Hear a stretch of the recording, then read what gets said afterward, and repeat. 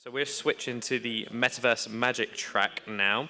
And to kick off this track, I would like to invite Catherine Porter to the stage, who is going to be talking about empowering user-generated content in digital economies. Let's take it away. Hello. Hi. We're almost to good afternoon, and I just want to make sure I know how to advance the slides here. Okay, great. Hello. I'm Catherine Porter. I'm the Chief Business Officer of Tilia. And Tilia is a payments platform. In the previous track, we heard a lot about the tension between growth in UGC and how important user-generated content is for our digital economies, and how the payment means for creators who are arguably powering all of this UGC digital content hasn't caught up. So that's the topic that we care about deeply at Tilia and what I will be talking about today. So before I came to Tilia, I was 5 years at Meta, and I spent 4 of those years building out what was the DM economy on crypto and on blockchain. And then we were looking at trying to solve movement of money in a way that would make money movement instantaneous and low cost, because we are forevermore living our lives online. So the farther we go into the vision of the metaverse, whether it's here today or whether that's 10 years from now, it's inarguably true that that's where we're living. And so all of our commerce is now going to need to adapt to be saleable in this new digital economy, the largest digital economy that we live in.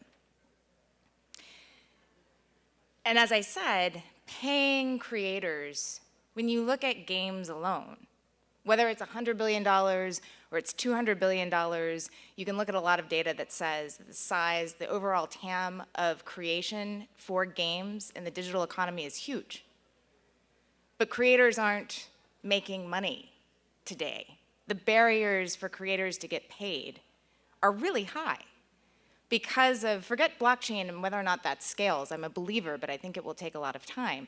Traditional fiat today is really difficult to move money quickly, instantaneously, low cost, such that you can also pay creators, particularly in the game space, for digital content that can be less than $5. Very common to see 25-cent, $1.50 items in the game space. So this is the problem that we're solving today, and that I'll help you understand. What is working, what the digital economy, our largest digital economy, including all digital economies, have going for it is the ability for a creator to instantaneously create a brand for what she builds. So you look at social media and the billions of people who are building their cottage industry businesses or large businesses on platforms like TikTok and Instagram. Anyone can get up and running with a digital shingle for her or his or their business idea. And the payment means for users to pay those content creators directly is a heavily regulated space.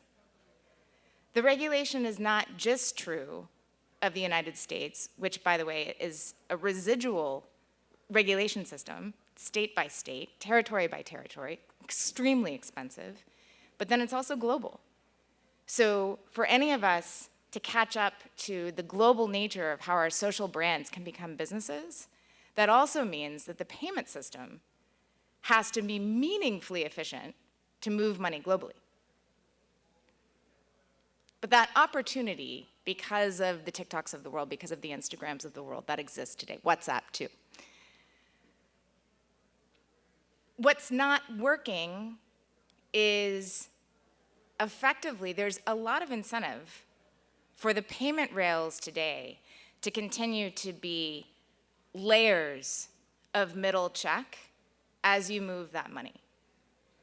So one of the things that I think about as I lead all of the sales efforts for Tilia, which is the software that helps power this money movement in fiat today, is looking at the cost of goods that digital creators want to start selling underneath the threshold of what a network rail for credit cards, how they can profit from moving that money. And that sets an arbitrary minimum price for digital content. It's about $3 to $5. If you look at even what's happening in tipping and rewards alone for digital content creators, the suggested minimally viable tip is about $5. That's kind of a lot if you're just starting to build a relationship with a creator that you appreciate. It's psychologically hard to pull out your credit card every time and pay $5 to start building relationships with creators that you're fans of. But that's the cost of business today, and it doesn't have to be that way. We talked a little bit about the regulation of it, and I think part of it is also just that the system is broken. There are systems that have been cobbled together in order to create payment and money movement in this space. A lot of our games platforms, our AAA studios, are looking at a very expensive model of revenue share as met by a 1099 model to pay out creators. So in addition to opaque rules around how much money the creator can make from her content then being served up for advertising purposes, to pay her out requires a number of expensive checks and balances inside a company and inside the accounts receivable departments and the accounting departments in order to get her paid. So if you look at terms of service for becoming a creator in any one of these economies, it's often, creator beware, you won't even get a check until you've grossed about $300 to $500. It's not worth our time, and it's too expensive to pay you for your burgeoning business. And that's the standard today because the regulation to move money is expensive for corporations to conceive of and to support, and then the current models for payouts are also incredibly expensive. I think what we see, and having been a part of one of the largest social media organizations in the world, is that there's no question that in games and in social and in traditional media, the engineering resources in order to build and scale are incredibly valuable. And so you're not going to take on an expensive, laborious, time-consuming regulatory path until you have meaningful scale with which to profitably pay for the regulation necessary to move money quickly. So that alone is one of the reasons why the creator economy is stymied by its ability to pay its creators and really incentivize creators to expand exponentially UGC. It's because the corporations themselves can't conceive of the millions of dollars and the years that it takes in order to establish the regulation necessary to do this from the outset. And so then they take the risk. Then they take the risk that the regulatory money movement will just fly under the radar for a bit until it's so large that somebody notices and then they have to catch up. So Tilia, the company that I'm with today, if anybody's familiar with Second Life, was created because Second Life is arguably the only metaverse that exists today. It's a virtual reality environment that has been passionately stood up by its creators and its players for 20 years. And Second Life, if you're not familiar, probably 15 years ago, introduced this concept of a Linden dollar, a digital dollar, that could ultimately be cashed out in order to motivate creation of all kinds of wings and swords and player modifications that help make that gaming environment thrive. The regulators came and they said, after a few years of watching this payout, this cash out, literally take the digital dollar and turn it into money in your pocket, that is a regulated activity. And the regulators came to Linden Lab, who were the creators of Second Life, and said, you can't do this. We're going to shut you down. And Linden instead said, give us some time and we'll take on both the technical stack to create software that meets regulated activity and will work with you to make sure that we're in compliance. So give us a few years.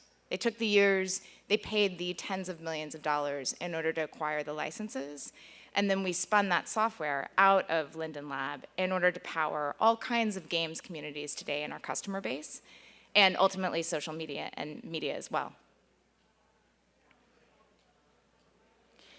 Ultimately, we all know that our games are going to be modified and improved and made more exciting by the creators who build for these economies. And they have to get paid in order to spend their time and their brains in the very resource-intensive world of creating high-quality digital content. The thing that I've loved about spending time with creators is it's not also often anymore a one-person shop. Digital content requires high-value productivity to be saleable, to be enjoyable, to scale. And that also means that you've got co-collaborators. And all of the influencers that we're familiar with now in our Instagram and our TikTok lives are highly produced. And in the digital world, it's very difficult in the current payment system for a creator to then simply pay out her co-collaborators so that it's not off-platform in a way that she's also incurring risk of having to make Venmo payments, cash payments, check payments, and real-life payments to her co-collaborators. So the digital ecosystem, in order for UGC to really grow and scale, needs flexible, fast, low-cost payment in fiat today. And hopefully, as blockchain and crypto scales, it'll be met in Web3 with the interoperability and the immutability of being able to track those payments. That is in several years. Very excited about that future. But today, we need a system that works in cash. I think the biggest point about our payment rails is I've already made it. They're expensive, and nobody has really stood up software that challenges that. So what does the right payment rail look like? With licensing, that is something that can be outsourced. So I think for our largest game studios and our largest social media platforms, as the product managers and the engineers are building out what scales, there's an assumption that they also need to take on the maintenance, the admin of building out the regulatory platform, and that's not true. You can build software like we have that's B2B and sell it to these companies to support the licensed activity and make sure that the company focuses on what it's great at, which is building digital content and the platforms that scale.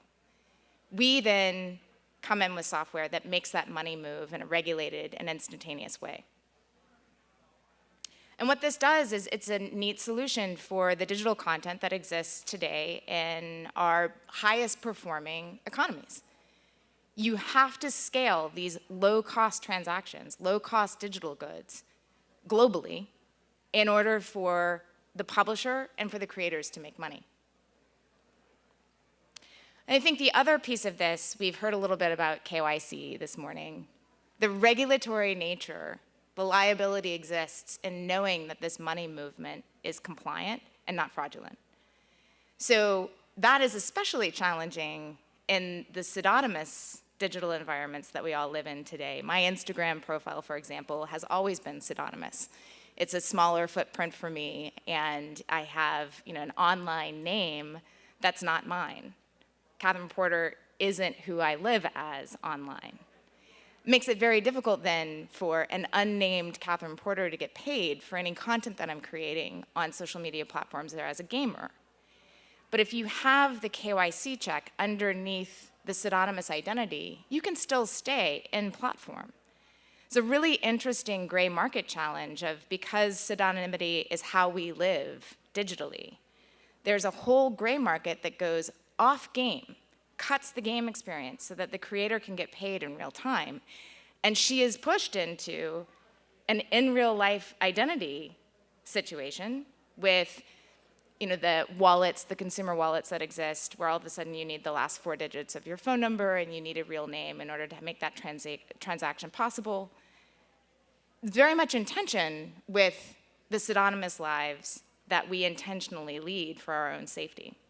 So as we expand our content creation and how we profit from it, it will be incredibly important to consider the platforms that keep identities safe to the user.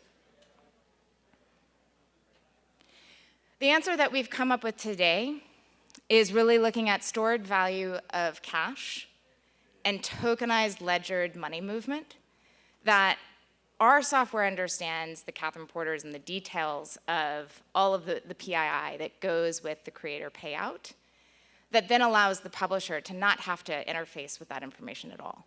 So the publisher can operate with Tilia underneath their platform, and it allows for the publishers and the creators to get started without any barriers of payment entry. So forget about needing to gross $300, $500 in order to even get paid. With an obfuscated exchange rate of maybe 35% of ultimately the value of what you've built.